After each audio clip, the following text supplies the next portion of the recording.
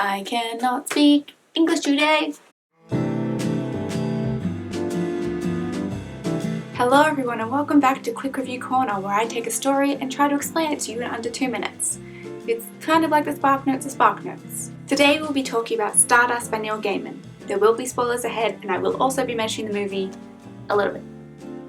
So are you ready? Let's go.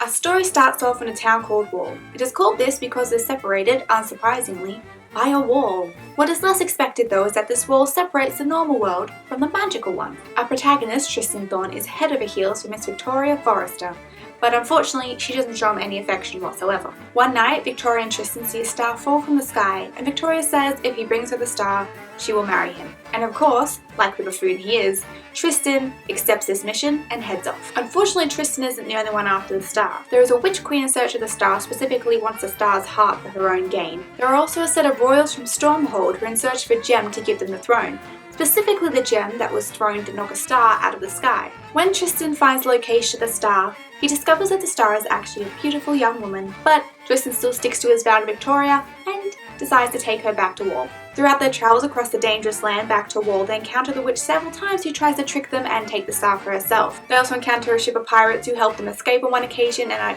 easily the best part of the movie. There are many enchantments and spells to keep track of in this story, but the main one is that if the star crosses the wall, she'll turn to stone. Tristan doesn't know this. When they get close to the wall, Tristan goes on ahead to talk to Victoria alone. He discovers that Victoria is now engaged to someone else because she actually didn't expect him to show up with the star. When Tristan finds this out from Victoria, he isn't actually that brokenhearted because, unsurprisingly, he's fallen in love with the star. The star gives her heart to Tristan in the end, which annoys the witch greatly, but she can't do anything about it. It's revealed that Tristan's mother is actually part of the Stormhold royal bloodline, which makes him the next heir to the throne.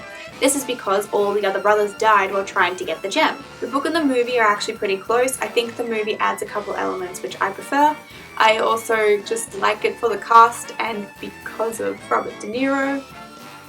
Stardust is a perfect introduction to Neil Gaiman's writing. It's fantastical and whimsical, and there are several things happening at once. He has a way of explaining fantastical elements in such a matter-of-fact way that you can't help but believe it.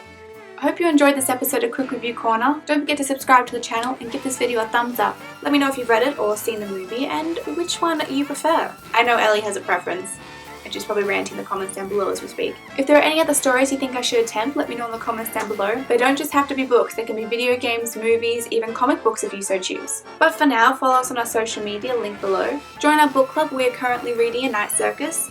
Buy a copy of I Love You More Than for a friend or loved one, or simply let a friend know we exist. Have a lovely day. You gave him a ridiculous challenge, and yet he still followed through. To be honest, I think you should break up with your now fiancé and marry Tristan instead because clearly he's better.